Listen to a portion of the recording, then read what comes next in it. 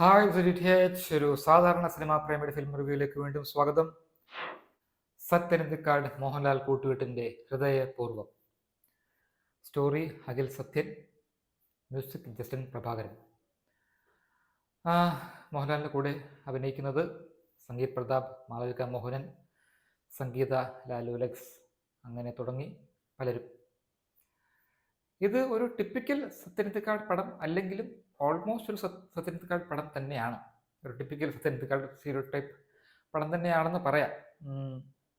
ഒരു ലൈറ്റായ ഒരു ബ്രീസി ആയ പടം, ഒരു നമുക്ക് നല്ല ഫീലിംഗ് തരുന്ന ഒരു പടം. ഇതിൻ്റെ പ്ലോട്ട് പക്ഷേ കുറച്ച് ഇതിൻ്റെ ഫൗണ്ടേഷൻ കുറച്ച് സില്ലി ആയിട്ട് തോന്നി എനിക്ക്. കാരണം ഒരു ഹാർട്ട് ട്രാൻസ്പ്ലാന്റിന് ശേഷമുള്ള രോഗിയുടെ അതിന് ശേഷമുള്ള ജീവിതത്തിൽ വരുന്ന കുറച്ച് കാര്യങ്ങളാണ്. അപ്പോൾ അതിൻ്റെ അകത്ത് ആ ഒരു മെയിൻ പ്ലോട്ട് കുറച്ച് സില്ലിയാണ്.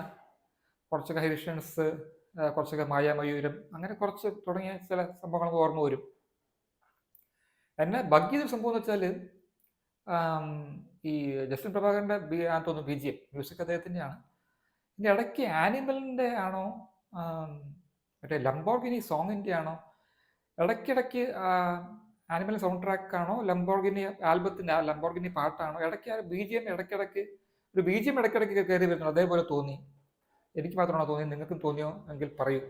അത് മാത്രമല്ല, ഒരു പാട്ടിൻ്റെ ഇടയ്ക്ക് ശരിക്കും ആനിമൽ ആ സോങ്ങിൻ്റെ ആനിമലിലുള്ള ഒരു സോങ്ങിൻ്റെ ഹിന്ദി പടം സോങ്ങിൻ്റെ ഒരു ഇതൊക്കെ കയറി വരുന്നുണ്ട്. അത് ഇടയ്ക്കിടയ്ക്ക് BGM ഇടയ്ക്കിടയ്ക്ക് വരുന്നു. അത് ഇടയ്ക്കിടയ്ക്ക് ബഗ് ചെയ്യുന്നുണ്ടായിരുന്നു. എന്താണ് അങ്ങനെ സംഭവം എന്ന് എനിക്ക് മനസ്സിലായില്ല. മാളവിക മോഹനൻ പൂനെയിൽ ജനിച്ച് വളർന്ന ഒരു മലയാളിയായിട്ടാണ്. ആ ഒരു കാസ്റ്റിംഗ് ഓക്കെ, കറക്റ്റാണ്. പിന്നെ അവർ പൂനെ കാണിച്ച് എനിക്ക് ഇഷ്ടപ്പെട്ടു. കാരണം സാധാരണ നമ്മൾ കാണുന്ന ഒരു നഗരമല്ല സിനിമകളിൽ. അപ്പോൾ പൂനെ കാണിച്ചത് പൂനെയിലെ സ്ഥലങ്ങൾ കാണിക്കുകയും അവിടുത്തെ ഒരു ആംബിയൻസ് കാണിക്കുകയും ചെയ്തപ്പോൾ ഒരു രസമായിട്ട് തോന്നി. പിന്നെ പൂനെയിൽ വരുമ്പോൾ സംഭവങ്ങളാണ് കൂടുതലും പടത്തിൻ്റെ ഒരു മെജോറിറ്റി ഭാഗം വെച്ചാൽ പൂനെയിൽ നടക്കുന്ന സംഭവങ്ങളാണ്. അപ്പോൾ അവർ ഒരുമിച്ച് വരുന്നതും ആ ഫാമിലി ആയിട്ടൊക്കെ താമസിക്കുന്നതും മോഹൻലാൽ അവരുടെ കൂടെ താമസിക്കുന്നതും മോഹൻലാലിൻ്റെ കഥാപാത്രം സന്ദീപ് ബാലകൃഷ്ണൻ, അപ്പം അദ്ദേഹം താമസിക്കുന്നതും രസമായിട്ട് തോന്നി. ഇതിനകത്ത് ഏറ്റവും രസമായിട്ട് തോന്നിയെന്ന് വെച്ചാൽ, ഏറ്റവും എൻജോയബിൾ ആയിട്ട് തോന്നിയെന്ന് വെച്ചാൽ, എൻ്റർടൈനിങ് ആയിട്ട് തോന്നിയത് നമ്മുടെ അമൽ ഡേവിസ്, സംഗീത് പ്രതാപിൻ്റെ ക്യാരക്ടറാണ് ജെറി. മോഹൻലാൽ ജഗതി കൂട്ടുകെട്ടിൻ്റെ അങ്ങനെ ഞാൻ പറയത്തില്ലെങ്കിലും ഒരു മോഹൻലാൽ സംഗീത് പ്രതാപ് കൂട്ടുകെട്ട് വളരെ നല്ലൊരു വർക്ക് ചെയ്തിട്ടുണ്ട്.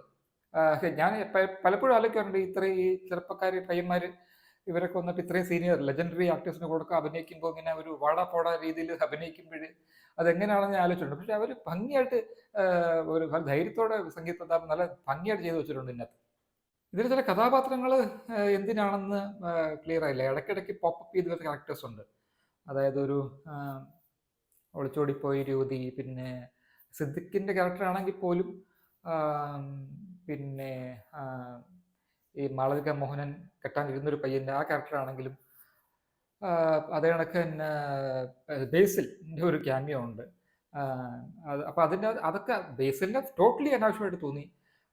പിന്നെ പാട്ടുകളൊക്കെ ഈ ക്യാരക്ടേഴ്സൊക്കെ ഇടയ്ക്കിടയ്ക്ക് വന്നു പോകുന്നതും ഇടയ്ക്കിടയ്ക്ക് പോപ്പപ്പ് ചെയ്യുന്നതൊക്കെ വിയേർഡായിട്ട് തോന്നി പല സ്ഥലങ്ങളിലും. പാട്ടുകളൊക്കെ നല്ലതാണ്, കുഴപ്പമില്ല, കേട്ടുകൊണ്ടിരിക്കാൻ പാട്ടുകളാണ്. പക്ഷേ ഇതൊരു മോശം പടമൊന്നുമല്ല, എന്നാലും മികച്ച പടവുമല്ല. എന്നാൽ നമുക്ക് കണ്ടുകൊണ്ടിരിക്കാൻ പറ്റുന്ന പടം കൂടിയാണ്. അതായത് ഈ പടം ഇങ്ങനെ തന്നെ ഒരു മണിക്കൂർ ഉണ്ടായിരുന്നു ഞാൻ കണ്ടേനെ ചിലപ്പം. കാരണം അങ്ങനത്തെ ഒരു നമ്മുടെ ഒരു മുഖത്തൊരു it puts a smile on your face, അങ്ങനത്തെ ഒരു പടം. അതിങ്ങനെ കണ്ടുകൊണ്ടിരിക്കാൻ വേണമെങ്കിൽ ഒരു ഫാമിലി ആയിട്ടൊക്കെ പോയി ഇങ്ങനെ കണ്ടുകൊണ്ടിരിക്കാൻ പറ്റുന്നൊരു പടം. അത് ഞാൻ പറഞ്ഞത് 1 മണിക്കൂർ കൂടെ ഉണ്ടായിരുന്ന പടം പിന്നെ ഞാൻ കണ്ടേനെ. കാരണം മോഹൻലാൽ സ്വീറ്റ് ആണ്. മോഹൻലാൽ ക്യാരക്ടർ ഭയങ്കര ക്യൂട്ടാണ്, സ്വീറ്റാണ്. മോഹൻലാൽ നല്ല ചെയ്തിട്ടുമുണ്ട്. അത് മാത്രമല്ല, ഈ മോഹൻലാൽ ഈ ഫാമിലിയിൽ നിന്നൊക്കെ നമ്മൾ വിടാൻ സമയത്ത് മോഹൻലാൽ പോണ്ട എന്നൊരു വേദന നമുക്ക് തോന്നുന്നുണ്ട്. അങ്ങനെ വേദനയ്ക്ക് എനിക്കും തോന്നി. അതായത് അയ്യോ തീർന്നു പോവുകയാണോ, ഈ ബന്ധം തീർന്നു പോവുകയാണോ, അല്ലെങ്കിൽ ഈ ഒരു ഈ കഥ അവസാനിക്കുകയാണോ, അങ്ങനെയൊക്കെയുള്ള ചിന്തകൾ വന്നപ്പം ചെറിയൊരു സങ്കടം എനിക്കും തോന്നിയായിരുന്നു. അങ്ങനെ വളരെ ലൈറ്റ് ഹാർട്ടഡ് ആയിട്ടുള്ള ഒരു ടെൻഡർ ഫീൽ ഗുഡ് മൂവി എന്ന് പറയാം ഹൃദയപൂർവ്വത്തിന്. 3 stars out of 5. Thanks for watching.